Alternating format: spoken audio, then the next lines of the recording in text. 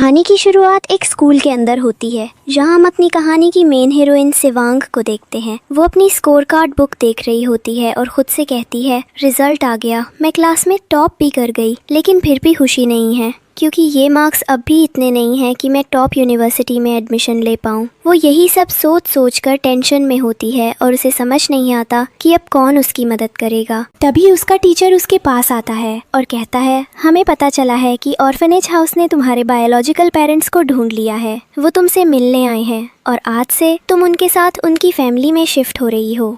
शिवांग हैरान होकर पूछती है, क्या? अचानक से कैसे?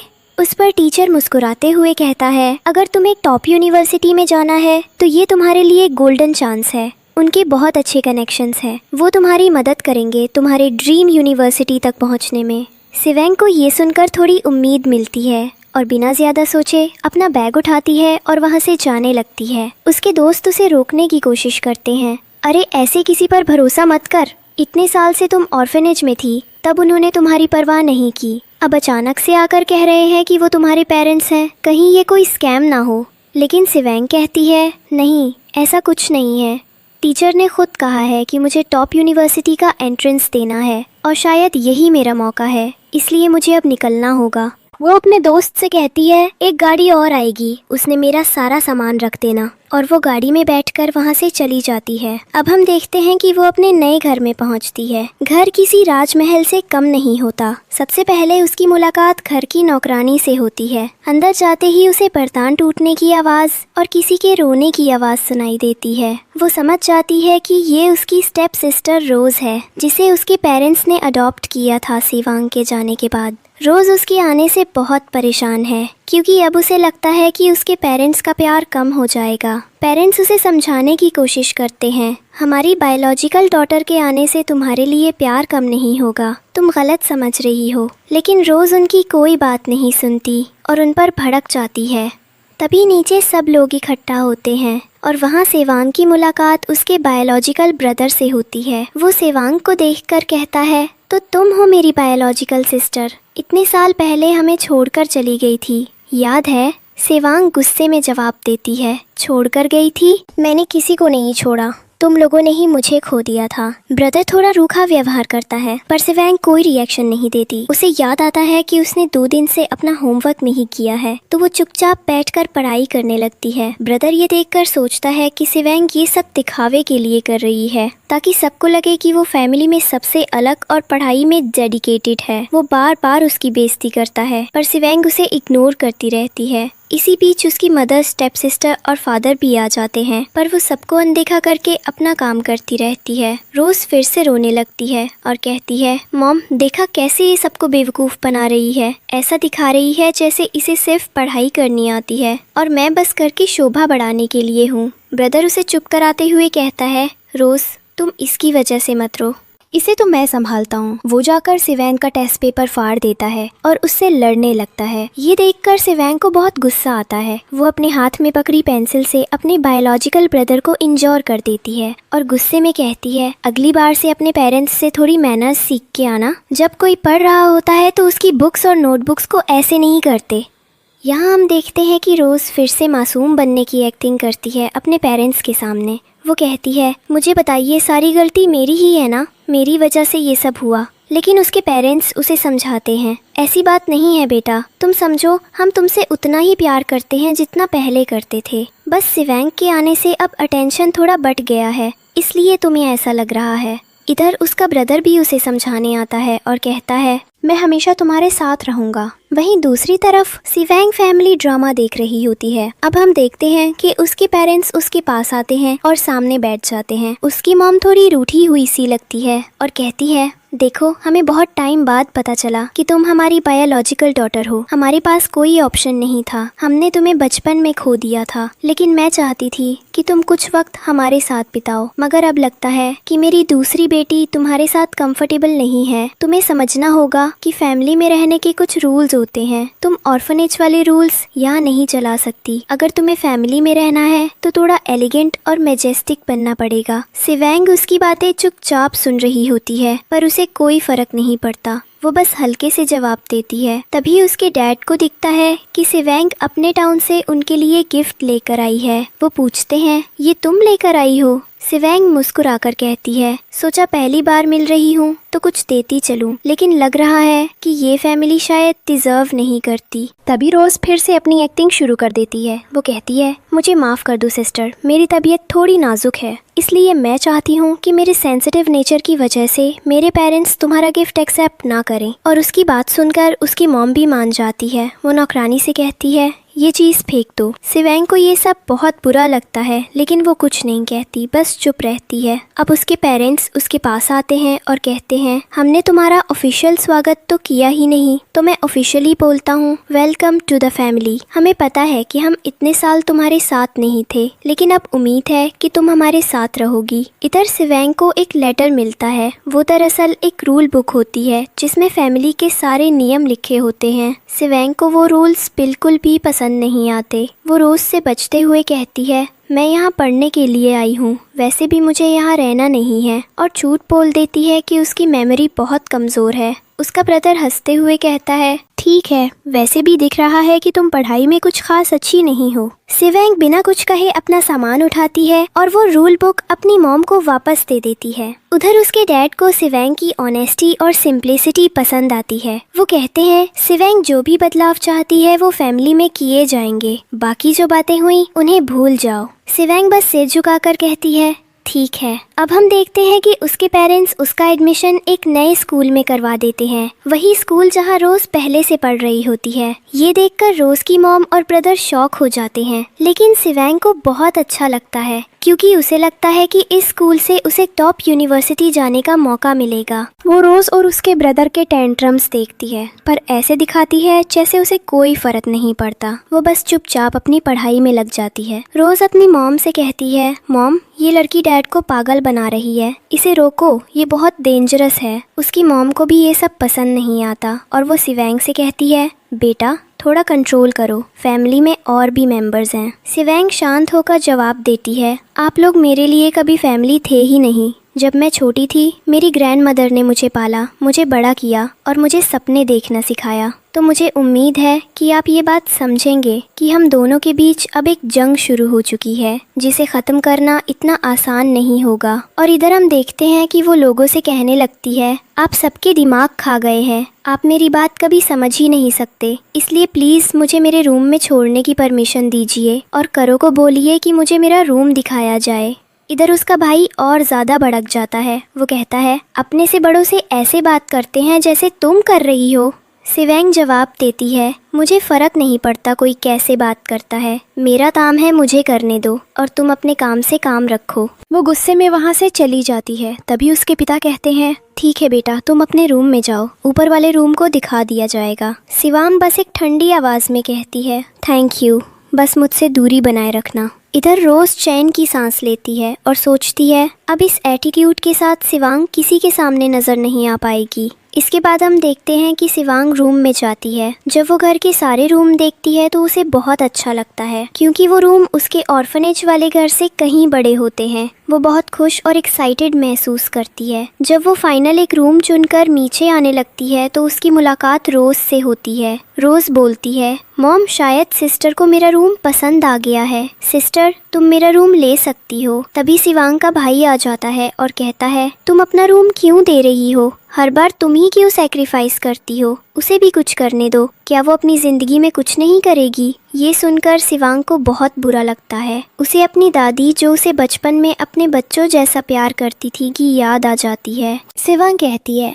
वैसे भी मुझे रोज का घटिया रूम लेने का कोई शौक नहीं है, मैं अपना रूम अपने तरीके से डिजाइन करूंगी, समझ आया। और वो उन्हें इग्नोर करके अपने रूम में चली जाती है। अगले दिन जब वो स्कूल जाने के लिए निकलती है तो देखती है कि रोज को ड्रॉप करने के लिए उसका भाई जा रहा है। सिवेंग भी वहाँ होती है, लेकिन वो साफ साफ कह देता है, मैं तुम्हें अपनी गाड़ी में नहीं बिठाऊंगा। वो रोज को लेकर वहाँ से चला जाता है और सिवेंग को अकेला छोड़ देता है। थोड़ी देर वॉक करने के बाद सिवेंग किसी को कॉल करती है और तभी हमारी कहानी का मेन हीरो आता है, जंगमिन। वो सिवेंग को देखता है, मुस्कुराता है और अपनी गाड़ी में बैठने को कहता है। रास्ते में वो उससे बातें करने की कोशिश करता है, लेकिन सिवेंग अभी भी अपनी पढ़ाई पर फोकस रखती है और उसकी बातों पर ज़्यादा ध्यान नहीं देती। जब वो स्कूल पहुंचती है तो उसकी मुलाकात एक टीचर से होती है जो उसे कहते हैं, तुम्हें एडमिशन सिर्फ रोज के डैड के लिंक्स की वजह से मिला है, इसलिए ध्यान रखना, कोई ऐसी हरकत मत करना जिससे स्कूल की रेप्यूटेशन खराब हो। सिवेंग जवाब देती है, आप टेंशन मत लीजिए, ऐसा कुछ नहीं होगा। इधर उसे पता चलता है कि कॉलेज एंट्रेंस एग्जाम के लिए एक मॉक टेस्ट होने वाला है और वो उसे देने के लिए पूरी तरह तैयार होती है। क्लास में आने के बाद वो सभी स्टूडेंट से मिलती है, पर कोई खास रिएक्शन नहीं होता। वो चुपचाप अपनी सीट पर जाकर बैठ जाती है। जब वो लौटते हुए वापस जा रही होती है तो उसे फिर से जंगमिन दिखाई देता है। वो मुस्कुराकर उसके पास बैठती है और कहती है, मुझे लगा मैं घर जाने में लेट हो जाऊंगी। घर लौटने पर वो देखती है कि उसका भाई और रोज आपस में बात कर रहे हैं। रोज उसके पास आकर कहती है, तुम जंगमिन के साथ स्कूल क्यों गई थी? तुम्हें पता है मैं उसे पसंद करती हूँ, पूरी फैमिली को पता है। सिवेंग कहती है, मुझे नहीं पता था और मुझसे बकवास मत करो, मुझे जाने दो। वो उसे इग्नोर करके वहाँ से चली जाती है। इधर हम देखते हैं कि उसकी मॉम ने रोज के लिए स्पेशल खाना बनाया होता है जो एनर्जी से भरा होता है। वो सिवेंग को भी ऑफर करती है, लेकिन सिवेंग मना कर देती है, मुझे फर्क नहीं पड़ता, वैसे भी मुझे आपके हाथ का या घर का खाना ज्यादा पसंद नहीं आ रहा, इससे अच्छा खाना हमारे ऑर्फनेज में मिलता था। अगले दिन मॉक टेस्ट का दिन आता है। सिवेंग बहुत खुश होती है क्योंकि सारे क्वेश्चंस उसी के पढ़े हुए टॉपिक्स से आते हैं। वो पूरी स्पीड से सारे आंसर्स लिखकर पेपर सबमिट कर देती है। इधर खाने की टेबल पर पूरी फैमिली बातें कर रही होती है और इधर हम देखते हैं कि सिवेंग चुपचाप से अपने हेडफोन्स लगाकर खाना खा रही होती है। उसे किसी से कोई मतलब नहीं होता। रोज ये सब देखकर अंदर ही अंदर बहुत खुश होती है क्योंकि उसे अच्छा लगता है कि सिवेंग फैमिली के बीच में बैठकर भी सबके द्वारा इग्नोर की जा रही है। थोड़ी देर बाद हम देखते हैं कि सिवेंग अपने रूम में पढ़ाई कर रही होती है। तभी उसके डैड वहाँ आते हैं और कहते हैं, मुझे माफ़ करना बेटा, मुझे पता है तुम पढ़ रही थी, लेकिन मैं तुम्हारे लिए कुछ लेकर आया हूँ। बताओ तुम्हें किसी चीज़ की ज़रूरत है? फिर वो उसे एक गोल्ड का स्पेशल ब्रेसलेट देते हैं और कहते हैं, ये मेरी तरफ से तुम्हारे लिए है। सिवेंग ठंडे लहजे में जवाब देती है, क्या ये ग्रैंडमदर मुझे देने के लिए बोलकर गई थी? अगर ऐसा है तो आप दे दीजिए, वैसे मुझे इन सब चीज़ों में कोई इंटरेस्ट नहीं है। वो अपने डैड की आधी अधूरी बात ही सुनती है और वापस अपनी पढ़ाई में लग जाती है। उसके डैड को ये बात बहुत बुरी लगती है। वो चुपचाप कमरे से बाहर निकल जाते हैं और नीचे जाकर टेंशन में बैठ जाते हैं। उन्हें एहसास होता है कि शायद सिवेंग को ऑर्फनेज से लाकर उन्होंने कोई बड़ी गलती कर दी। तभी वहाँ उनका बेटा आता है और कहता है, डैड आप उस पागल लड़की की इतनी फिक्र क्यों कर रहे हैं? वो कंट्री साइड से आई है, जिसे ये भी नहीं पता कि एक मैजेस्टिक फैमिली में कैसे बिहेव करते हैं। आपको पता है ना, हमारा फैमिली बिजनेस हमारी रियल डॉटर संभालेगी। उसकी वाइफ भी यही बात दोहराती है और मजबूरी में उसके डैड को इन सब बातों पर यकीन करना पड़ता है, भले ही उनके दिल में अब भी सिवेंग के लिए एक सॉफ्ट कॉर्नर हो। अब सीन कट होता है सिवेंग के स्कूल का। वहाँ उसका मॉक टेस्ट रिजल्ट आ चुका होता है और सब शॉक्ड होते हैं क्योंकि उसने पूरे स्कूल में सबसे ज्यादा मार्क्स लाए होते हैं। वो सबके बीच एक सुपर मॉडल स्टूडेंट बन जाती है। हर कोई उससे बात करना चाहता है। उसका स्कोर इतना हाई होता है कि किसी का भी उसके आसपास नहीं पहुंचता। सिवेंग सीधा स्कूल की प्रिंसिपल के पास जाती है और कहती है, जैसा कि मैंने पूरे सिटी में टॉप किया है, मैं चाहती हूँ कि मुझे बेस्ट से बेस्ट यूनिवर्सिटी में भेजा जाए ताकि मैं और बेहतर पढ़ाई कर सकूँ। प्रिंसिपल मुस्कुराती हैं और कहती हैं, हमारे स्कूल के टॉपर स्टूडेंट्स को स्पेशल स्कॉलरशिप दी जाती है जिससे उनकी बेसिक नीड्स पूरी की जा सके। तुम्हारी कोई डिमांड हो तो बताओ। सिवेंग कहती है, हाँ मेरी एक डिमांड है। मेरे घर के पास पढ़ाई के लिए कोई भी वर्क फ्रेंडली एनवायरनमेंट नहीं है। मुझे वहाँ फोकस करने में दिक्कत होती है। मैं चाहती हूँ कि मुझे किसी डॉर्मेट्री में रहने की परमिशन दी जाए। प्रिंसिपल कहती है, मैं इस बारे में सोच कर तुम्हें बताऊंगी। अब सीन वापस घर का आता है। डाइनिंग टेबल पर सब बैठे होते हैं और रोज की तारीफें चल रही होती हैं। सब कह रहे होते हैं, हमें पता है रोज ने ये टेस्ट बहुत जल्दी दे दिया होगा, वो बहुत जल्द किसी टॉप यूनिवर्सिटी में पहुंच जाएगी। उसी टेबल पर जंगमिन भी मौजूद होता है, लेकिन वो रोज को साफ साफ इग्नोर कर रहा होता है। रोज की तारीफें जारी रहती है। तभी उसकी मॉम के पास उसके टीचर का कॉल आता है। वो बहुत खुश हो जाती है ये सोचकर कि शायद रोज के बारे में कोई गुड न्यूज़ होगी, लेकिन जैसे ही वो कॉल उठाती है टीचर कहती है हमें आपसे रोज के बारे में बात करनी है। दरअसल उसके मॉक टेस्ट में बहुत खराब मार्क्स आए हैं। मुझे लगता है उसे और मेहनत की ज़रूरत है। ये सुनकर सबके चेहरों के रंग उड़ जाते हैं। रोज की मॉम तुरंत उसे बचाने की कोशिश करती है। एक्चुअली टीचर, रोज को पेंटिंग और क्रिएटिव चीज़ों में ज़्यादा इंटरेस्ट है। शायद इसी वजह से वो अच्छे मार्क्स नहीं ला पाई, लेकिन अगली बार से हम उसके लिए बेहतर टीचर्स और कोचिंग की व्यवस्था करेंगे। टीचर कहती है ठीक है, हम उम्मीद करते हैं कि वो नेक्स्ट टाइम बेहतर परफॉर्म करेगी। और कॉल कट करने ही वाली होती है कि उन्हें अचानक याद आता है कि उन्हें शिवांग के बारे में भी कुछ बताना है। टीचर कहती हैं वैसे आपके घर में एक और डॉटर भी रहती है, सही कहा ना? इतना सुनते ही सत्य चेहरे बदल जाते हैं, खासकर उसका ब्रदर। वो गुस्से में कहता है देखा मॉम, इस लड़की ने तो अब घर में आग लगवाना शुरू कर दिया। अब टीचर भी इसके बारे में बात कर रही हैं। उसकी मॉम गुस्से में कहती हैं अगर मुझे पता चला कि वो मेरी बायोलॉजिकल डॉटर है और इतने समय से हमारे साथ रह रही थी तो पूरी सिटी में हमारी बदनामी हो जाएगी। अब हम देखते हैं कि सभी लोग शिवांग पर शक कर रहे होते हैं, लेकिन वो किसी की परवाह किए बिना चुपचाप अपना खाना खा रही होती है। उसके डैड अपनी वाइफ के सामने उसकी टीचर से माफी मांगने लगते हैं। नेक्स्ट टाइम से हम जरूर ध्यान रखेंगे। लेकिन टीचर हैरानी से पूछती हैं किस चीज का ध्यान रखेंगे? शिवांग ने तो पूरे शहर में टॉप किया है, उसके जितने मार्क्स किसी के भी नहीं आए। यह सुनते ही सब दंग रह जाते हैं। शिवांग के चेहरे पर हल्की सी मुस्कान होती है। उसे अंदर से बहुत अच्छा लगता है। वो शांत होकर अपना खाना खत्म करती है। उधर फैमिली मेंबर्स टेंशन में आ जाते हैं। रोज को लगता है कि अब फैमिली की सारी अटेंशन शिवांग पर चली जाएगी।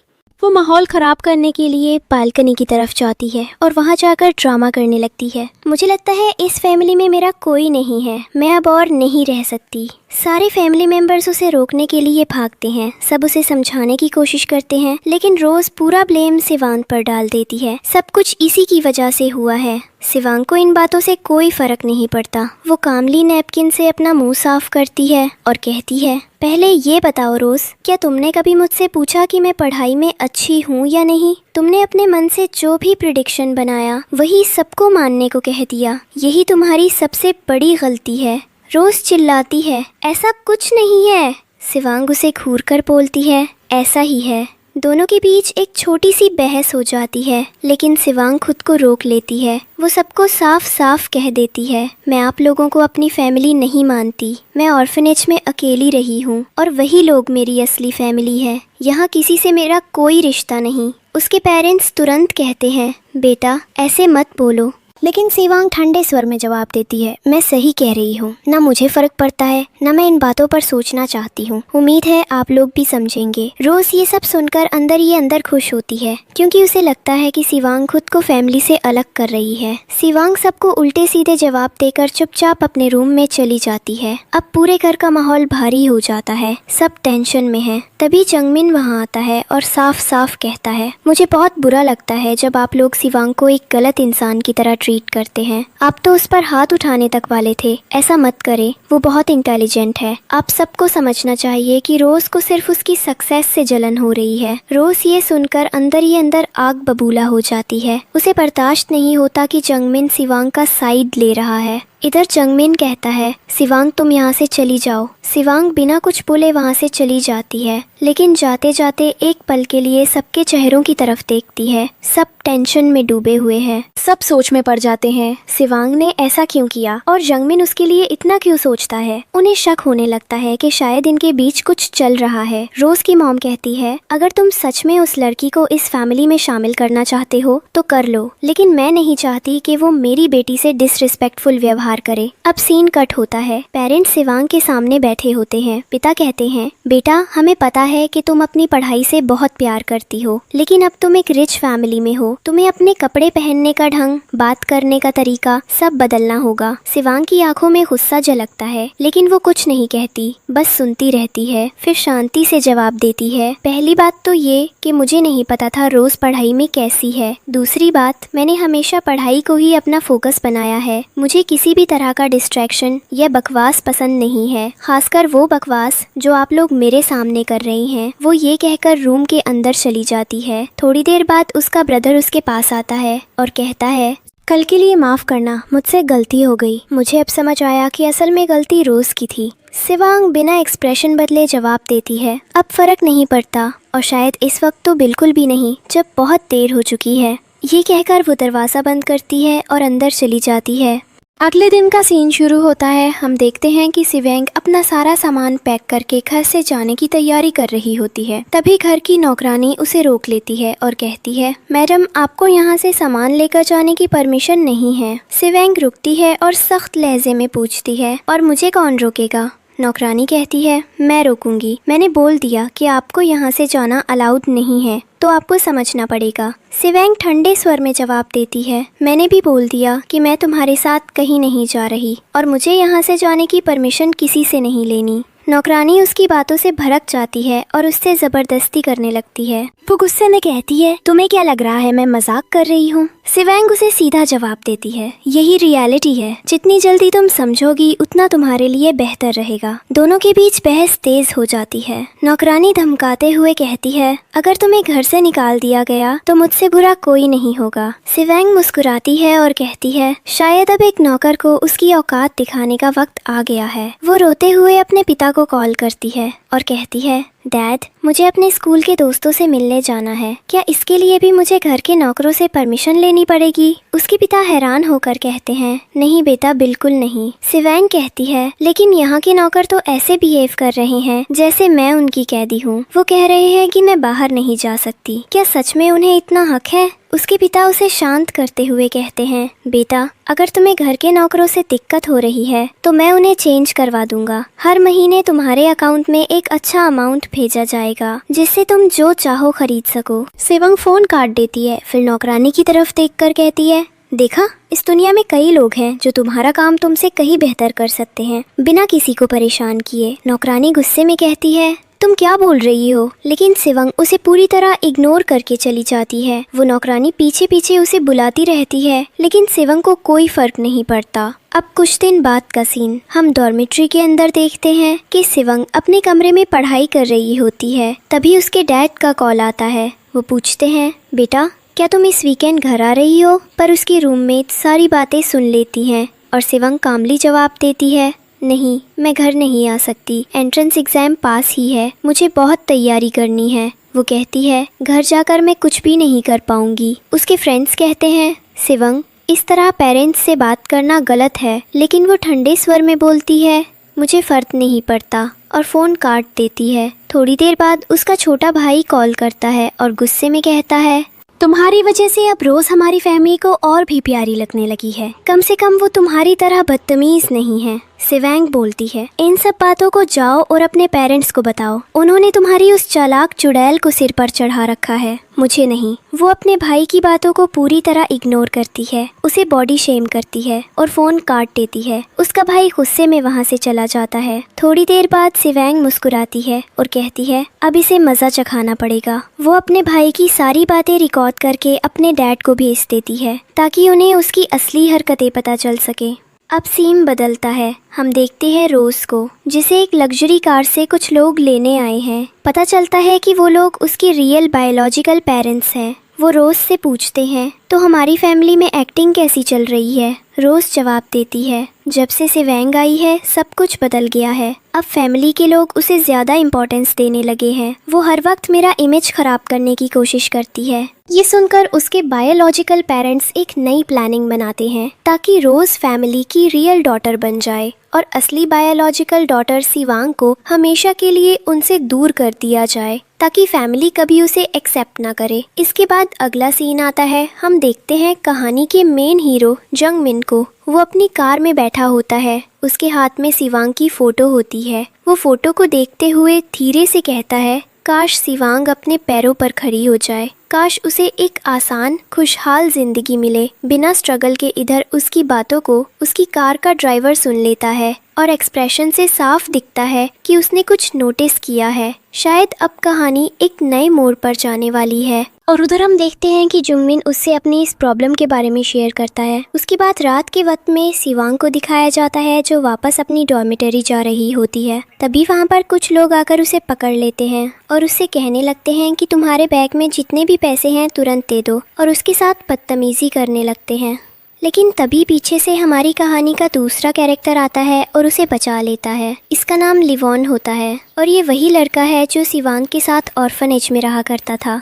यहाँ पर हम देखते हैं कि लिवॉन कहता है, तुमने मुझे पहचाना? तुम्हारी ग्रैंडमदर मुझसे अक्सर तुम्हारी बातें किया करती थी और बताती थी कि तुम कैसे उनके साथ रहती थी, बचपन में क्या क्या करती थी। सिवांग कहती है, तो तुम मेरी ग्रैंडमदर के रिलेटिव हो? जिस पर लिवॉन कहता है, वो हमारी फैमिली के लिए बहुत ज़्यादा इम्पोर्टेंट मेंबर थी। हम तुम्हें एक दिन इनवाइट करेंगे। मेरी मॉम तुम्हें बताएंगी कि वो हमारे लिए क्या थी, और ऐसी कई बातें हैं जो तुम्हारी ग्रैंडमदर ने तुमसे कभी शेयर नहीं की। ये सुनकर सिवॉन कहती है, तो तुमने अभी मेरे ऊपर एहसान किया और अब घर बुलाकर उस एहसान को चुकाने की बात कर रहे हो। लिवॉन कहता है, ऐसा कुछ भी नहीं है, मैं बस चाहता हूँ कि तुम अपनी ग्रैंडमदर के बारे में सच्चाई सुनो। सिवॉन कहती है, तुम तो बोल रहे हो कि तुम एक गरीब इंसान हो, पर तुम्हारे कपड़े देखकर तो ऐसा बिल्कुल नहीं लगता। लिवॉन को शक होता है कि सिवॉन शायद उसे किसी जाल में फंसा रही है, इसलिए वो उस पल कुछ नहीं कहता और सिवॉन वहाँ से विश्वास के साथ चली जाती है। इधर हम देखते हैं कि सिवॉन की फैमिली में सब लोग बातें कर रहे होते हैं और कह रहे होते हैं कि सिवॉन दिन ब दिन बहुत ज़्यादा चेंज होती जा रही है, हमें उसके लिए कुछ अच्छा करना चाहिए। वहीं दूसरी ओर रोज को जेलसी होने लगती है और वो अटेंशन पाने के लिए अपने पेरेंट्स के सामने सिवांग के बारे में एक झूठी कहानी सुनाने लगती है। वो कहती है, मॉम एंड डैड, बहुत टाइम से आपसे कुछ बात शेयर करनी थी। दरअसल मैंने नहीं बताया क्योंकि मुझे लगा मेरी सिस्टर की रेपुटेशन पर बात आ जाएगी, लेकिन मैंने सुना है कि मेरी बहन को कुछ लोगों ने किसी लड़के के साथ घूमते हुए देखा है। मुझे बहुत बुरा लगा क्योंकि हमारे फैमिली मेंबर्स में ऐसा कोई नहीं जो किसी आउटर से बिलोंग करता हो, पर जो लड़का उसके साथ था वो किसी आउटर कास्ट का लगता है। ये सुनते ही उसके पेरेंट्स को बहुत बुरा लगता है और वो कहते हैं कि हम इन सब चीज़ों के कन्फ्रंटेशन के लिए सिवांग के पास ज़रूर जाएंगे। और इधर हम देखते हैं कि रोज़ बहुत खुश हो रही होती है क्योंकि उसने आखिरकार आग लगा दी और सब लोग उसकी बातों में आ रहे हैं। यहाँ तक कि उसका ब्रदर भी विश्वास करने लगता है कि जो रोज कह रही है वही रियलिटी है। अब हम अगले सीन में देखते हैं कि लिवॉन दोबारा से सिवांग से मिलने आता है और बार बार उसे अपने घर आने और अपनी मॉम से मिलने की बात करता है। सिवांग बार बार उसके कपड़ों को देखकर कहती है, मुझे पता है जो भी तुमने पहन रखा है वो ब्रांडेड क्लोथ्स है, ये सस्ते कपड़े नहीं हैं। इसका मतलब ये है कि मेरी ग्रैंडमदर का तुमसे कोई रिलेशन नहीं है। तभी वहाँ उसका ब्रदर आ जाता है और लिवॉन को देखकर कहता है, तो तुम वही हो जिससे सिवांग हमेशा घूमती रहती है, बताओ तुम्हारी दिक्कत क्या है। सिवांग गुस्से में कहती है, बकवास बंद करो, मेरा इसके साथ कुछ भी ऐसा वैसा कनेक्शन नहीं है। इसी वक्त उसके पेरेंट्स भी आ जाते हैं और कहते हैं, बेटा तुम्हारी इन हरकतों के बारे में हमें पहले ही पता चल चुका था, बताओ आखिर ये लड़का कौन है। सिवांग कहती है, मैं प्रूफ कर सकती हूँ कि ये कोई अनजान लड़का नहीं है, ये मेरी ग्रैंडमदर का रिलेटिव है और ये इसलिए मुझसे मिलने आया है क्योंकि जो भी कैरेक्टर पर मुझ पर उंगली उठाई जा रही है वो सब झूठ है, मेरे पास हर एक बात का प्रूफ है। ये सुनकर उसके पेरेंट्स लगातार उससे लड़ रहे होते हैं और रोज अंदर से बहुत खुश हो रही होती है, पर सिवांग को कोई फर्क नहीं पड़ता। वो काम होकर कहती है कि वो इनोसेंट है और किसी भी हद तक जाकर खुद को प्रूव करेगी। तभी रोज कहती है, ठीक है तो तुम खुद बताओ पेरेंट्स को आखिर ये लड़का कौन है। और उधर हम देखते हैं कि जंगमिन उससे अपनी ये समस्या बार बार शेयर करता है, पर सिवांग कहती है, बार बार बताने से कोई फर्क नहीं पड़ता, मुझे अपनी इनोसेंस प्रूफ करने के लिए कुछ एविडेंसेस देने होंगे और वो मेरे पास है। मैं चाहती हूँ कि मैं इन सब चीज़ों को पूरे स्कूल के सामने खुलासा करूँ, उसके बाद रोज़ मुझसे माफ़ी मांगेगी। सिवांग आगे कहती है, ठीक है पर मुझे प्रूफ दिखाओ। रोज़ कहती है, ठीक है मैं रेडी हूँ पर प्रूफ तो बताओ। सिवांग जवाब देती है, वो प्रूफ तो स्टेज पर तुम्हें पता चल जाएगा। फिर हम देखते हैं कि लिवॉन अकेले में सिवांग से मिलता है। वो कहता है, बहुत हुआ, तुम जुंगमिन के साथ घूमना फिरना आज के बाद मत करो, उसके आसपास भटकना मत, तुम्हारे पेरेंट्स अब तुम्हारे अगेंस्ट हैं। वे तुमसे बात भी नहीं करना चाहते। शिवांग कहती है तो मुझे भी पेरेंट्स से बात करने में कोई इंटरेस्ट नहीं है। मैं यहाँ कॉलेज एंट्रेंस की तैयारी कर रही हूँ। रोज चुपके से गंदे मजाक बनाती है और शिवांग चिढ़ कर कहती है तुम जो गंदे जोक्स उछालती हो उनमें मुझे कोई दिलचस्पी नहीं। तुम मेरी जगह रहकर मुझे ब्लेम कर रही हो। फिर हमें वो सीन दिखाया जाता है जहाँ सारे फैमिली मेंबर्स और स्कूल के कई स्टूडेंट्स एक तरह की असेंबली में बैठे होते हैं। यहाँ शिवांग को प्रूफ देना होता है। उसके पेरेंट्स उससे कहते हैं अगर तुमसे कोई गलती हुई है तो शांत होकर बता दो। शिवांग जवाब देती है ऐसा कैसे हो सकता है, मैंने कुछ भी गलत नहीं किया। उसके पिता कहते हैं ये सब हमारे परिवार के भीतर ही रहेगा। अगर तुम्हें किसी लड़के में किसी तरह की रुचि है तो बताओ। शिवांग कहती है जब तक मैं खुद अपनी इनोसेंस साबित नहीं कर दूंगी मैं स्टेज पर नहीं जाऊंगी। तभी स्कूल का प्रिंसिपल आता है और कहता है कि जो भी हमारे टॉपर के ऊपर आरोप लग रहे हैं जो भी हो उनका प्रूफ स्टेज पर दिया जाए। मुझे उम्मीद है कि लोगों को सच्चाई मालूम पड़ेगी। शिवांग स्टेज पर जाती है और कहती है मुझे ज्यादा बात नहीं करनी है। जिन इल्जामों के बारे में कहा जा रहा है उन सब के प्रूफ्स मेरे पास है। वो अपनी पॉकेट से एक प्रूफ निकालती है और बताती है कि रात को उसके साथ क्या हुआ, कैसे कुछ लोग आकर उसे परेशान करने लगे थे। जब लोग वो प्रूफ देखते हैं तो उन्हें शर्म आती है। खुद रोज भी हैरान हो जाती है कि ये प्रूफ उसके पास कैसे आया। रोज समझ नहीं पाती कि अब क्या करे, क्योंकि उसने बहुत चालाकी से शिवांग को फंसाने के लिए जो भी ट्रिक्स लगाई थी वे सब सामने आ रहे हैं। लोगों का गुस्सा अब रोज की तरफ जाने लगता है। रोज घर छोड़कर भागने की कोशिश करने लगती है। शिवांग के बायोलॉजिकल पेरेंट्स उसके पास आते हैं और कहते हैं इतना बड़ा हंगामा करने की क्या जरूरत थी, कोई बात आसानी से भी निपट सकती थी। शिवांग कहती है ये तमाशा रोज ने शुरू किया था, मैंने तो बस कहानी को खत्म किया और सबके सामने दिखा दिया कि मैं क्या कर सकती हूँ और क्या नहीं। उसके पेरेंट्स नाराज होकर वहाँ से चले जाते हैं। इसके बाद हम देखते हैं कि शिवांग कॉलेज एंट्रेंस एग्जाम देती है।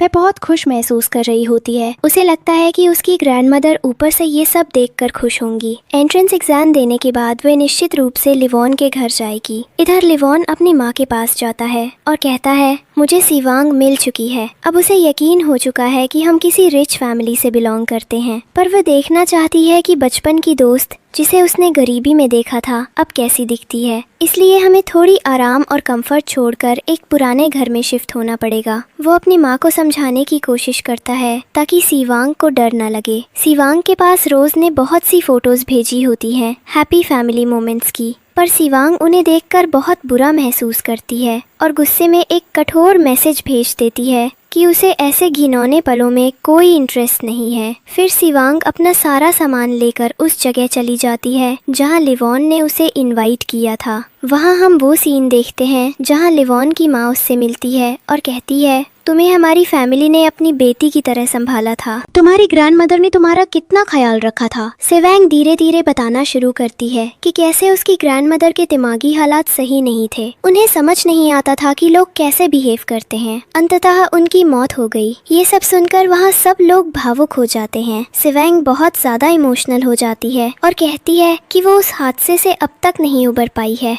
लोगों को ये मजाक लग सकता है पर उसके लिए ये किसी भी ड्रामा से कम नहीं था। साथ ही वो अपनी ग्रैंडमदर के कई सैक्रिफाइसेस के बारे में लिवॉन की माँ को बताती है। लिवॉन की माँ ये सब सुनकर बहुत प्रभावित और भावुक हो जाती है, रोने लगती है जैसे छोटे बच्चे रोते हैं क्योंकि उन्हें इतना कुछ सहना पड़ा था। अब हम आगे की कहानी का सीन देखते हैं जहाँ पर लिवॉन की माँ शिवांग को शांत कराती है, उसे गले लगाती है और हिम्मत देती है। कहती है आज से मैं पूरा तुम्हारा ध्यान रखूंगी, तुम्हारे साथ अब ऐसी चीजें दोबारा नहीं होंगी। फिर वो कहती है मेरे पास तुम्हारे लिए कुछ है और एक ब्रेसलेट निकालती है। ये हमारे परिवार का ब्रेसलेट है, ये मुझे मेरी सास सा ने दिया था, अब मैं ये तुम्हें दे रही हूँ। शिवांग पहले लेने से मना करती है लेकिन लिवॉन की ओर इशारा होने पर वो इसे ले लेती है।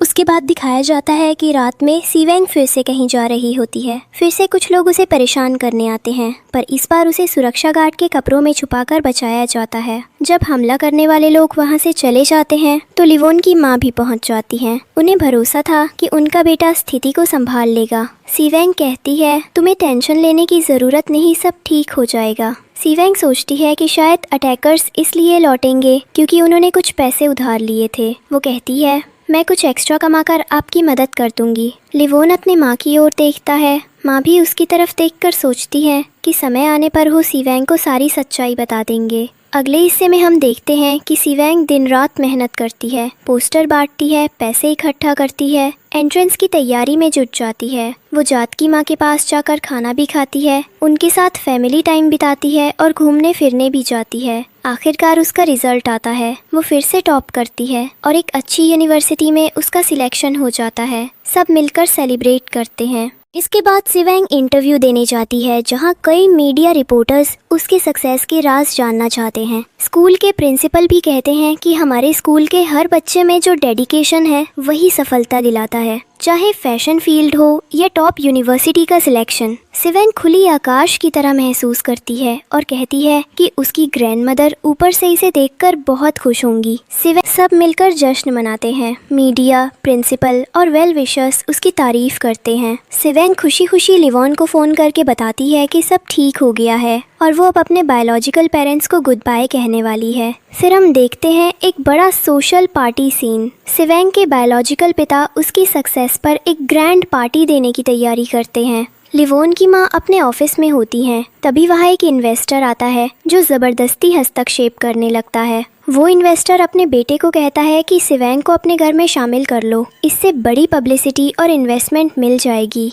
इन्वेस्टर अपने बेटे को टारगेट दे देता है कि उसे पार्टी में गिराने और आगे बढ़ाने की कोशिश करे। उस दौरान रोज लगातार शराब पी रही होती है। उसी इन्वेस्टर के भेजे हुए आदमी, जो प्ले बॉय के नाम से मशहूर है, पार्टी में आता है। वो सिवेंग के पास आता है, उसे धक्का देकर चला जाता है, जिससे सिवेंग का बैग गिर जाता है और रोज मौका पाकर उस बैग में उस आदमी की महंगी घड़ी रख देती है। बाद में वो आदमी सिवेंग के परिवार से मिलकर दोस्ताना व्यवहार करता है, पर जंग मिन सिवेंग को बताता है कि वो आदमी नोटोरियस है, लड़कियों के साथ कैसे खेलता है वो सब जानते हैं। पार्टी में लिवोन और जंग मिन दोनों मौजूद आते हैं। लिवोन साधारण कपड़ों में आता है, पर सिवेंग के भाई उसे सही सलामत स्वीकार नहीं करते, बार बार उसे बाहर निकालने की धमकी देते हैं। सिवेंग गुस्से में कहती है कि ये मेरा गेस्ट है, पर भाई कहते हैं कि आपकी जैसी बायोलॉजिकल डॉटर होने की वजह से हम कभी कनेक्ट नहीं कर पाएंगे।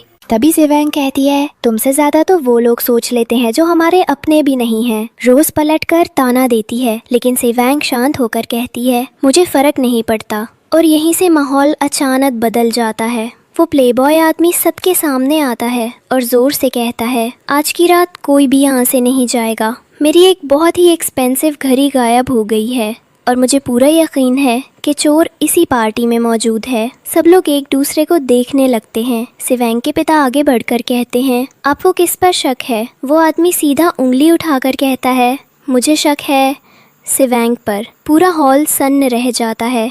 सिवेंग के पिता गुस्से और हैरानी में कहते हैं, अगर आपको मेरी बायोलॉजिकल डॉटर पर शक है तो आप चाहिए तो उसे चेक कर सकते हैं। पर सिवेंग गुस्से से बोलती है, खामोश, मैं ये हरकत नहीं होने दूंगी, चाहे कुछ भी हो जाए। वो आदमी उसकी ओर बढ़ता है तो सिवेंग डांट कर कहती है, अपने हाथ पीछे रखो, अगर मैंने गुस्सा दिखाया तो दोबारा ये हाथ उठाने लायक नहीं रहोगे। रोज फिर आग में घी डालते हुए कहती है, क्या हुआ सिस्टर, सच में चोरी की है क्या? इसलिए इतनी डर रही हो? सिवेंग पलटकर जवाब देती है, मैं किसी से नहीं डरती और मैंने कोई चोरी नहीं की, मुझे फंसाना बंद करो। अब वो आदमी कहता है, ठीक है, मैं खुद उसे चेक करूँगा। सिवेंग भड़क उठती है, मैं ऐसा होने नहीं दूंगी। तभी जंगमिन और लिवॉन दोनों बीच में आ जाते हैं। उसे प्रोटेक्ट करते हुए कहते हैं, सिवेंग शांत रहो, हम जानते हैं तुम इनोसेंट हो। सिवेंग गुस्से में कहती है, मुझे पता है मैं कोई चोर नहीं हूँ, इसका दिमाग खराब है। ऐसे घटिया गेस्ट्स को पार्टी में क्यों बुलाते हैं? पेरेंट्स बीच में आते हैं और कहते हैं, बेटा हमें गलत मत समझो, वो हमारे गेस्ट हैं, अगर उनका सामान गायब हुआ है तो उसकी जिम्मेदारी हमारी है। सिवेंग जवाब देती है, मैं समझती हूँ, लेकिन मेरे ऊपर शक करना सिर्फ इसलिए कि मैं ऑर्फनेज में पली हूँ, ये शक नहीं शर्म है। क्या ये इसलिए कि मैं इस फैमिली की ब्लड डॉटर नहीं हूँ? उसके पिता समझाने की कोशिश करते हैं, वो तुम्हें गलत इरादे से नहीं छूने वाले, हम तुम्हारे साथ हैं। लेकिन अब माहौल गर्म हो चुका होता है। सिवेंग खुद आगे आती है और कहती है, ठीक है, बात अब चेकिंग पर आ गई है तो मैं रेडी हूँ। वो अपना बैग उठाती है और सबके सामने जिप खोलती है, घड़ी निकाल कर दिखाती है, यही है वो एक्सपेंसिव वॉच। पूरा हॉल शॉक में पड़ जाता है। सबकी निगाहें अब उसी पर है। रोज नकली हैरानी के साथ कहती है, अगर तुमने ये हरकत की थी तो कम से कम पेरेंट्स के बारे में सोच लेती। सिवेंग सीधा उसकी आंखों में देखकर कहती है, तुम बोल रही हो? मैं ये बात प्रूफ के साथ कह सकती हूँ कि ये घड़ी मेरे बैग में किसी ने रखी है और मेरे पास इसका सबूत है। अब माहौल और बिगड़ता है। उसके पिता कहते हैं, तो अब शक किस पर है? सिवेंग बिना झिझक उस प्लेबॉय आदमी की ओर उंगली करती है। शक उसी पर है जिसने ये पूरा तमाशा किया ताकि सबको दिखा सके कि वो कितना बड़ा आदमी है। उसका भाई भड़क कर कहता है, तुम क्या कर रही हो सिवेंग? घर आए गेस्ट की इस तरह बेइज्जती कर रही हो। वो गुस्से में सिवेंग की ओर बढ़ता है, लेकिन तभी लिवॉन बीच में आकर उसका हाथ पकड़ लेता है और सख्ती से कहता है, तुम अभी इतने क्वालिफाइड नहीं हुए हो कि सिवेंग पे हाथ उठाओ, समझ आया? पूरा हॉल सन पड़ जाता है। अब प्लेबॉय आदमी लिवॉन की ओर इशारा करते हुए कहता है, तू आखिर है कौन? इसका लवर है क्या? बार बार बीच में क्यों आ रहा है? रोज मुस्कुराते हुए ताना देती है, अरे मैंने तुम्हें कहीं देखा है। हाँ, तुम तो हमारे स्कूल के सिक्योरिटी गार्ड हो ना? ये सुनते ही वहाँ मौजूद लोग हंसी उड़ाने लगते हैं। प्लेबॉय आदमी लिवॉन का मजाक उड़ाते हुए कहता है, तो ये रहा तुम्हारा हीरो, क्या गिफ्ट लाया होगा तुम्हारे लिए? स्ट्रीट साइड से कुछ चीप इयररिंग्स? वो हंसते हुए एक बॉक्स आगे बढ़ाता है। लो सिवांग, ये बॉक्स खोलो, तुम्हारे लिए कुछ खास है इसमें। पूरा हॉल ब्रेथलेस हो जाता है। जंगमिन घूरते हुए कहता है, सिवांग तुम्हें यकीन है कि ये बॉक्स खोलना चाहिए? अब माहौल और भी गर्म हो चुका होता है। रोज और बाकी सबके सामने सिवांग खड़ी है। पूरे हॉल में सन्नाटा छा जाता है। तभी लिवॉन शांत आवाज में कहता है, सोच लो, इस पार्टी में आए ज्यादातर लोग बहुत घमंडी हैं। सिवांग पलटकर जवाब देती है, मुझे किसी से डर नहीं लगता। लिवॉन मुस्कुराकर कहता है, ठीक है, तो एक बार बॉक्स खोलो। सिवांग जैसे ही बॉक्स खोलती है, अंदर से एक ब्लैक कार्ड निकलता है। पूरी भीड़ हैरान रह जाती है। रोज तुरंत सहरीले अंदाज में बोलती है, एक सिक्योरिटी गार्ड के पास ब्लैक कार्ड? इसका मतलब साफ है, चोरी की है तुमने। वहाँ मौजूद सब लोग फुसफुसाने लगते हैं, लेकिन लिवॉन सबको देखकर हल्का सा हंस देता है। अभी तक किसी को समझ नहीं आया कि असली खेल क्या चल रहा है। सच में कितने नाइफ हो तुम लोग। वो कुछ नहीं कहता, बस चुपचाप तमाशा देखता है। तभी सिवांग के पिता गुस्से में बोलते हैं, तुम जैसे घटिया लोग हमारी पार्टी में आकर इसका नाम खराब कर रहे हो, निकल जाओ यहाँ से। पर सिवांग डट कर कहती है, मैं यहाँ से तब तक नहीं जाऊंगी जब तक दूध का दूध और पानी का पानी नहीं हो जाता। जिसने मेरे बैग में वो घड़ी रखी है उसे सजा जरूर मिलेगी। लिवॉन उस ब्लैक कार्ड को उठाता है और उस घटिया आदमी के हाथ में दे देता है। जाओ अपने गार्ड से इसे चेक करवाओ और सबको दिखाओ कि असली कौन है। वो प्लेबॉय आदमी हंसकर कहता है, अब भी फेक होने का ड्रामा कर रहे हो? तुम खुद को किसी स्पेशल क्लास का समझते हो जो पूरी सिटी को कंट्रोल करती है? इतने में सिवेंग का भाई गुस्से में आता है और उस आदमी से घड़ी छीन लेता है। फिर सरकास्टिक लहजे में कहता है, वैसे भी सिवेंग का फ्रेंड सर्कल उसी के जैसा होगा, मिडिल क्लास कहीं का। ये सुनकर सिवेंग के चेहरे पर तकलीफ साफ छलकती है। लिवॉन अब कामली अपने गार्ड को बुलाता है, जाओ इस कार्ड को वेरीफाई करो और बताओ कि ये असली है या नकली। गार्ड चला जाता है। इस बीच सिवेंग के पेरेंट्स लिवॉन पर भड़कते हैं, हमने तुम्हें अभी फैमिली में शामिल भी नहीं किया और तुमने ऐसी हरकतें शुरू कर दी। देखो रोज को, वो कभी बिना हमारी परमिशन कुछ नहीं करती। रोज भी मौका देखकर ताना मारती है, अगर तुम्हें किसी को पसंद करना ही था तो कोई स्टैंडर्ड वाला इंसान चुनती। अब सबकी नज़र दरवाजे की तरफ है। गार्ड लौट कर आता है। जंगमिन टाइम गिनता है, 3, 2, 1। गार्ड अंदर आता है और जोर से बोलता है, बॉस ये कार्ड पूरी तरह असली है, इसमें कुछ भी फेक या चोरी का नहीं है। पूरा हॉल शॉक में रह जाता है। सभी मेहमानों के चेहरे उतर जाते हैं। वो प्लेबॉय आदमी जो अभी तक शेर बन रहा था अब चुप खड़ा है। असल में वही आदमी लिवॉन की माँ की कंपनी में इन्वेस्टमेंट के लिए आया था। लिवॉन उसे घूर कर कहता है, अब बताओ प्रैंक कौन कर रहा था? वो आदमी तुरंत पलट जाता है, मुझे माफ कर दीजिए, मैंने बस मजाक किया था, पार्टी में थोड़ा सा एंटरटेनमेंट लाने के लिए। लिवॉन ठंडे लहजे में जवाब देता है, एंटरटेनमेंट तो मैं भी करूँगा जब तुम्हारी सारी डील्स कैंसिल करके किसी और को दे दूंगा। वो आदमी डर के मारे कुछ नहीं बोल पाता। उधर लिवॉन की माँ को देखकर भी वो घटिया इंसान इशारे करता है, पर लिवॉन की माँ मजबूर है, उस आदमी के जाल में फंसी हुई। वो बनावटी हंसी के साथ कहती है, देखा नहीं सब लोग कितने खुश हैं पार्टी में।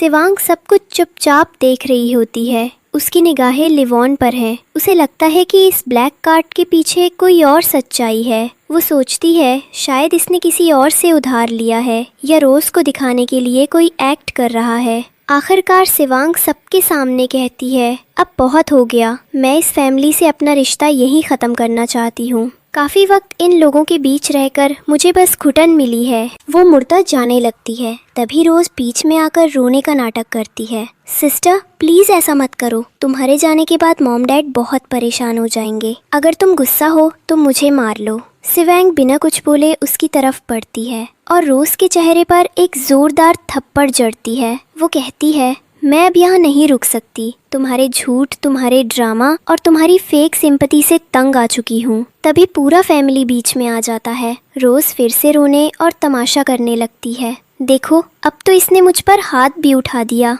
वो जोर से कहती है, प्लीज मॉम डैड, इसके लिए मुझे माफ कर दो, पर इसे यही रोक लो। शिवांग की आंखों में अब सिर्फ गुस्सा और सच्चाई की आग है। वो सोचती है, इतनी फेक गर्ल कोई कैसे हो सकती है। अभी ये कुछ और बोल रही थी, अब यहाँ पर ये अच्छी बनने का पूरा तमाशा कर रही है। इधर उसका जो ब्रदर होता है वो भी रोजी को सपोर्ट कर रहा होता है और बहुत ज़्यादा नौटंकी हो रही होती है। शिवांग कहती है, मैं इस फैमिली में कभी रहना भी नहीं चाहती थी। आपके पैसे, आपका करेज जो भी है आप अपने पास रखो। यहाँ हम देखते हैं कि उसका जो ब्रदर होता है वो बोलता है, हमें छोड़कर तुम कहाँ जाओगी। शिवांग बोलती है, मैं अपने आप से पैसे कमा सकती हूँ और ये बात तुम्हें बहुत जल्दी समझ आ जाएगी। शिवांग कहती है, जो लोग आज मुझसे कह रहे हैं कि मैं उन्हें छोड़कर कहाँ जाऊँगी, वही लोग भूल गए हैं कि कुछ साल पहले उन्होंने ही मुझे छोड़ दिया था और अब वही लोग मुझे अपनी डॉटर कहकर बुला रहे हैं। ऐसे दोहरे मुंह वाले लोगों के बीच रहकर मैं कोई बड़ी शहंशाह नहीं बन जाऊँगी। मैं बस दूर रहना चाहती हूँ। यहाँ पर बहुत ज़्यादा तमाशा होने लगता है। शिवांग को बहुत गुस्सा आ रहा होता है। उसे समझ नहीं आता कि वो क्या करे। इधर फैमिली में और भी ज़्यादा नौटंकी होती है और शिवांग डिसाइड करती है कि अब वो इनसे कोई भी कनेक्शन नहीं रखेगी। इधर चंगमिन भी उन पर भड़क जाता है और कहता है, वो रोजी किस्म की लड़की है, बहुत घटिया, मुझे तो वो कभी पसंद भी नहीं थी। बार बार तुम लोग मेरे पेरेंट्स के पास जाकर उसके रिश्तेदारी की डिमांड करते हो। हम देखते हैं कि शिवांग उन्हें अवॉइड करते हुए वहां से जाने लगती है। उसके डैड के सीने में दर्द होने लगता है और उसकी मॉम उसे संभाल रही होती है। तभी रोजी अचानक रोने की एक्टिंग करती है और कहती है, ये सब कुछ मेरी वजह से हुआ है। अगर मैं अपनी सिस्टर को ऑफेंड ना करती तो शायद ये सब नहीं होता। पर फैमिली मेंबर समझाते हैं, बेटा नहीं, तुम्हारी वजह से कुछ भी नहीं हुआ। वो लड़की पहले से ही एहसन फरामोश थी। तभी शिवांग की मॉम के पास किसी का कॉल आता है और वो बहुत खुश हो जाती है। वो बताती है कि दरअसल ये कॉल एक बहुत बड़ी फैमिली से आया है। वो हमारी डॉटर को अपनी डॉटर इन लॉ बनाना चाहते हैं और रोजी को अपने लिए एक्सेप्ट करना चाहते हैं। इस बात पर सब बहुत खुश हो जाते हैं। पार्टी में जो गेस्ट होते हैं वो उनकी बेवकूफ़ी देखकर हंस रहे होते हैं और कह रहे होते हैं, इतनी बेवकूफ़ फैमिली हमने आज तक नहीं देखी। अपनी स्टेप डॉटर के लिए सब कुछ कर रहे हैं, पर अपनी बायोलॉजिकल डॉटर को एक्सेप्ट करने में इनके गले में अभी भी दर्द हो रहा है। यहाँ बहुत तमाशा होने लगता है और सब इस बात को सेलिब्रेट करने लगते हैं। इधर रोजी कह रही होती है, मुझे पता था, मैं अपनी फैमिली के लिए हमेशा से लकी रही हूँ। अब हमें दिखाया जाता है कि शिवांग लेविन की फैमिली के पास होती है।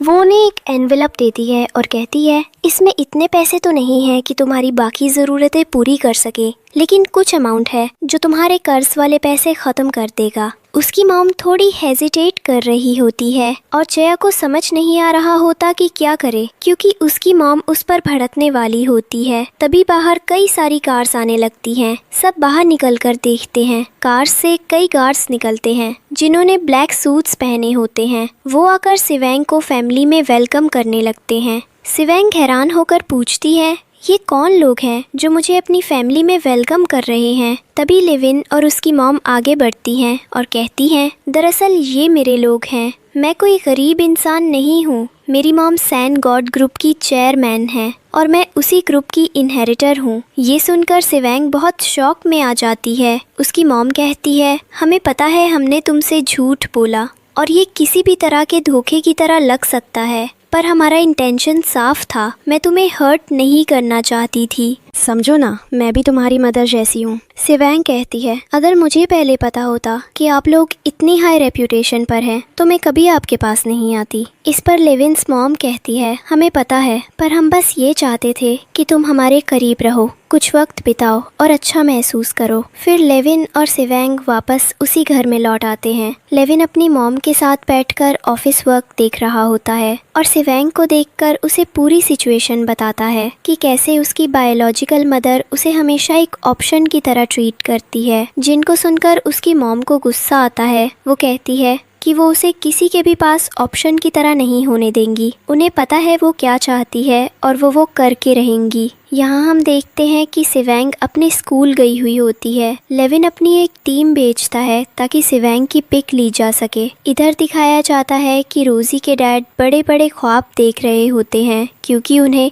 एक बहुत बड़ी फैमिली से रिश्ता मिला है। संभवतः वही लेविन की फैमिली है जिसका ग्रैंडफादर ने ये रिश्ता भेजा होता है। वो बड़े बड़े सपने देखते हुए कहते हैं कि अब तक वे शहर के अच्छे और रिच लोगों की सूची में आते थे, पर अब वे मिलियन बिलियन वाले परिवार के ससुर बनेंगे। उनके लिए इससे बड़ी बात क्या हो सकती है। सभी फैमिली मेंबर्स इस पल को एंजॉय कर रहे होते हैं, पर रोजी बहुत दुखी होती है और अपने पेरेंट्स से कहती है, माँ, मैं तो आपकी बायोलॉजिकल डॉटर नहीं हूँ, उन्हें तो उनकी फैमिली की बायोलॉजिकल डॉटर इन लॉ चाहिए। उसकी माँ कहती है, पर तुम तो मेरी बेटी हो ना, क्या सच में तुम्हें कोई दिक्कत नहीं है? अगर कभी हम फंस गए तो वे हमें बर्बाद कर देंगे। उसके पेरेंट्स कहते हैं, इस मैटर को हम संभाल लेंगे, टेंशन मत लो, हमें पता है तुम्हारे लिए क्या करना है। उसके पिता तुरंत ही अपनी कंपनी के 30% शेयर उसका नाम कर देते हैं। ये सुनते ही रोजी की खुशी का ठिकाना नहीं रहता। अगले सीन में हम देखते हैं कि वो अपने बायोलॉजिकल पेरेंट्स के साथ बैठकर अपनी खुशी शेयर कर रही होती है और कहती है, माँ बाप, जल्दी मैं एक रिच पैलेस में रहूंगी, आप टेंशन मत लो।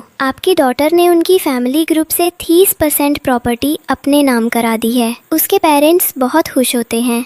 इधर रोजी कहती है कि बस उन्हें एक कांटा अपनी लाइफ से निकालना है और वो कहती है, सिवांग, मैं चाहती हूँ कि उसका मरने का कुछ इंतज़ाम करवा दिया जाए। मुझे वो बिल्कुल भी अच्छा नहीं लगता और मुझे पता है वो आगे भी हमारी फैमिली में प्रॉब्लम बनाएगी। फिर दिखाया जाता है कि सिवांग वही पार्टी में आती है जो आज उसने ऑर्गेनाइज करवाई होती है। उसके ग्रैंडफादर ने उसे एक बहुत प्यारी ड्रेस पहनाई होती है, वो बहुत प्यारी लग रही होती है। लेविन उसे गाड़ी से उतारकर पार्टी के अंदर जाने को कहता है क्योंकि उसे अपनी माँ से कुछ ज़रूरी बात करनी होती है और वो अपनी माँ से सिवैंग के लिए प्रपोज करने का इंतज़ाम करने की बात करता है। पार्टी के अंदर सभी सिवैंग को देख रहे होते हैं। वो बहुत प्रिटी लग रही होती है और सब उसकी तारीफ कर रहे होते हैं, पर रोजी और उसका ब्रदर भी वहाँ आते हैं और कुछ लोग सिवैंग को देखकर कहते हैं, ये लड़की इस पार्टी में क्या कर रही है? क्या ये बिना परमिशन आई है? ये हर जगह प्रॉब्लम खड़ी करने वाली है। सिवैंग कुछ नहीं बोल रही होती। वो कहती है, बकवास बंद करो, अपने काम से काम रखो। मैंने तुम्हारी जैसी फैमिली के साथ अपने रिलेशंस ख़त्म किए थे। क्या ये तुम्हारे लिए काफ़ी नहीं है कि बार बार मुझसे घटिया बातें की जाती रही हैं? इसी पर उसका ब्रदर कहता है, बहुत बहुत तमाशा तुम्हारा। अगर हमारे साथ कोई रिलेशन नहीं है तो तुम इस पार्टी में क्या कर रही हो? स्पेशल इनविटेशन तो हमारी फैमिली को आया था और तुम अब हमारी बायोलॉजिकल डॉटर भी नहीं रह गई। तुमने खुद से रिलेशन ख़त्म किया। वो सिक्योरिटी गार्ड को बुलाने लगता है। जैसे ही सिक्योरिटी गार्ड आता है उसे कहा जाता है कि इस लड़की को धक्के देकर बाहर निकाल दो, वो पार्टी में बहुत प्रॉब्लम क्रिएट कर रही है। तभी वहाँ जंगमिन आता है और कहता है, ये गेस्ट मैंने इनवाइट किया है, किसी को भी इसका टच करने का अधिकार नहीं है, ये मेरी गेस्ट है। कुछ सिक्योरिटी गार्ड्स माफ़ी मांगते हैं और कहते हैं कि जब उन्हें पता चला कि इनके आने से बाकियों को प्रॉब्लम हो रही है तब उन्होंने धक्का दिया। उनका कोई बुरा इरादा नहीं था। जंगमिन उन लोगों से कहता है कि वे किसी भी तरह से उसके गेस्ट के साथ ऐसा व्यवहार नहीं कर सकते और वह सिवांग से माफ़ी मांगता है। कहता है कि जो भी समस्या हो रही होगी उसके लिए उसे माफ़ कर दो। लेकिन तभी हम देखते हैं कि वहाँ पर रोजी जुंगमिन के सामने आ जाती है और कहती है, देखो, ये पार्टी मेरे लिए हो रही है और यह इनविटेशन हमारी फैमिली को गया था। इतने समय से मैं उन्हें अपनी फैमिली की बेटी बनाकर रख रही थी, तो अब तुम अपनी फैमिली की बेटी को ले लो। मुझे सिलेक्ट करोगे ना कि सिवांग को। इसलिए मैं कह रही हूँ कि यह यहाँ से चली जाए, इसकी वजह से मुझे प्रॉब्लम हो रही है। जुंगमिन कहता है, वह तुम्हारे साथ आकर कोई बैड तमीजी तो नहीं कर रही है ना? तभी वहाँ पर एक प्लेबॉय आता है और कहता है, एक दिन शिवांग ने मुझे फेक आईडी दिखाकर डराया था, पर आज मैं उसके किसी भी जाल में नहीं आऊंगा। मैं यहाँ रोजी के लिए आया हूँ। रोजी, क्या तुम मेरी गर्लफ्रेंड बनोगी? रोजी हाँ कर देती है और अब ये दोनों रिलेशनशिप में आ जाते हैं। वह बोलता है, मैं शिवांग को इस पार्टी से धक्के देकर जरूर बाहर निकालूंगा, क्योंकि यह पार्टी तुम्हारे लिए ऑर्गेनाइज की गई है।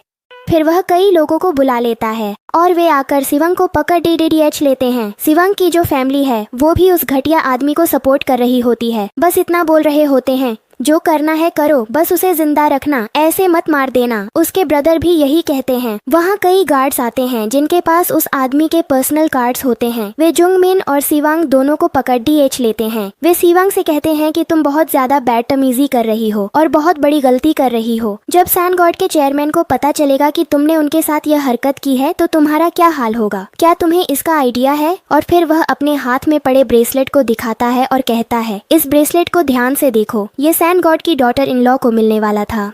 इसका मतलब मैं इस पार्टी में स्पेशल गेस्ट हूँ। फिर वह घटिया आदमी कहता है कि मुझे पता है तुम आज फिर से मेरे साथ खेलने की कोशिश कर रही हो, पर मैं तुम पर यकीन नहीं करूँगा। पार्टी में खड़े लोग यह सब देख रहे होते हैं।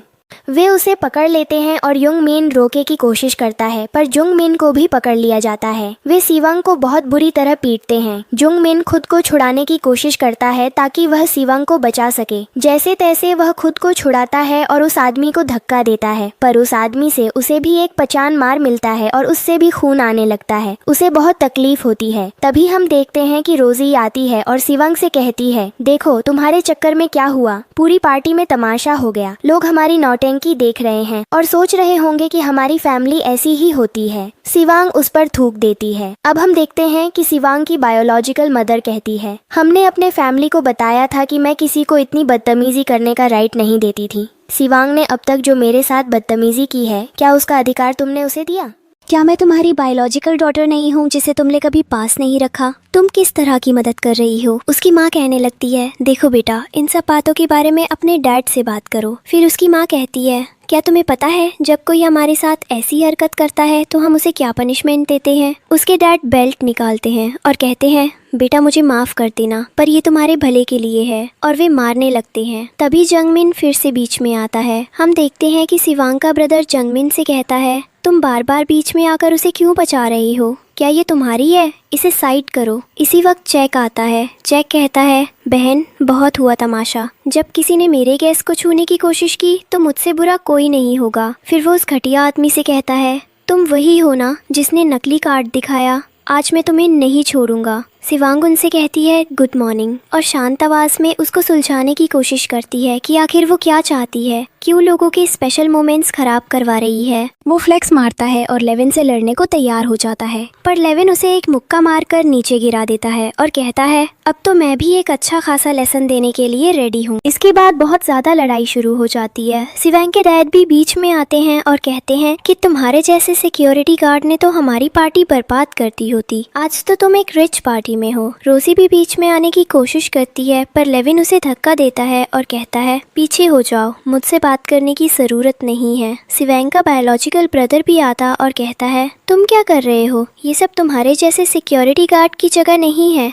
यहाँ आकर पहरेदारी करो, बदतमीजी मत करो। लेविन भी उसे मारता है। अब यहाँ पर पार्टी में बहुत ज्यादा तमाशा हो रहा है। आपस में लड़ाई हो रही है और सभी लोग यही सब देख रहे होते हैं। बाद में हम देखते हैं कि वो जो घटिया आदमी है वो अपने डैड को कॉल करता है, पर उसके डैड कहते हैं, बेटा मैं तुम्हें फ़ोन करने वाला था। दरअसल पार्टी में एक लड़की होगी जिसके हाथ में ड्रैगन वाला ब्रेसलेट होगा। वो उसी फैमिली की डॉटर इन लॉ बनने वाली है। वो आदमी सबसे पहले रोजी के हाथ की तरफ देखता है, पर वहाँ कुछ भी नहीं मिलता। उसकी नज़र अचानक शिवांग के हाथ पर पड़ती है और इसी क्षण उसे समझ आ जाता है कि हकीकत क्या है। वो शर्मिंदा होकर लेविन के सामने घुटनों पर बैठ जाता है। सब हैरान होते हैं कि वो अब अचानक कैसे बदल गया। इसी बीच शिवांग का ब्रदर और उसकी स्टेप सिस्टर उस आदमी से कह रहे होते हैं, ये कैसा तख्ता पलट है, दूसरों के सामने भिखारिन बनकर क्या मांग रहे हो? वो आदमी बार बार डरता है और कहता है, ऐसा मत करो। उसके बाद उसके डैड आकर बोलते हैं, मैंने सब कुछ बर्बाद कर दिया, सारी कंपनी का पैसा पानी में चला गया। तभी रोजी उसे जोर का थप्पड़ मारती है और पार्टी में एंट्री करती है। लेविन की माँ कहती है, मैंने ये पार्टी तुम्हारे लिए ऑर्गेनाइज की थी। मेरी सिर्फ एक रियल डॉटर है और वो है शिवांग। सभी लोग हक्का बक्का रह जाते हैं। रोजी का ब्रदर पूछता है, ये लड़की कैसे हमारी डॉटर हो सकती है, उसके पास कोई टैलेंट भी नहीं है। बाद में लेविन सबके सामने सबूत दिखाता है कैसे रोजी ने शिवांग की बायोलॉजिकल फैमिली को धोखा दिया, उनके सारे पैसे हड़पते रहे और शिवांग की जिंदगी में परेशानियां खड़ी की। जब रोजी खुद को एक्सपोज होते देखती है तो वो अपना असली चेहरा दिखा देती है और स्वीकार कर लेती है कि उसने फैमिली को सिर्फ पैसे के लिए इस्तेमाल किया। अब उनकी कंपनी बैंकरप्ट हो चुकी है। इसके बाद वही लोग शिवांग से विनती करते हैं कि वो उन्हें स्वीकार कर ले, पर शिवांग ने बहुत पहले ही उनसे रास्ता अलग कर लिया था। वो अब किसी भी तरह का सपोर्ट नहीं दे सकती। अंतिम सीन में हम देखते हैं कि सेवांग जोंगमिन से मिलती है। जोंगमिन प्रपोज करता है पर सेवांग मना कर देती है और कहती है कि अब वो अपनी पढ़ाई पर फोकस करना चाहती है, उसके पास इन रिश्तों के लिए समय नहीं है। लेविन जब उससे सारी बातों के बारे में पूछता है तो सेवांग देखती है कि पीछे जोंगमिन अभी भी उसे ब्लेसिंग्स दे रहा है और कहता है कि वो उसका इंतजार हमेशा करेगा। यहीं पर ड्रामा की हैप्पी एंडिंग होती है। तो दोस्तों, अगर आपको ये वीडियो पसंद आया हो तो आपके प्यारे आरोही एक्सप्लेन को ज़रूर सब्सक्राइब करें। आपको अगर मेरा एक्सप्लेनेशन पसंद आया तो वीडियो को लाइक करें और एक प्यारा सा कमेंट भी करें और बने रहिए मेरे साथ, क्योंकि अगली कहानी इससे भी ज़्यादा दिलचस्प होने वाली है।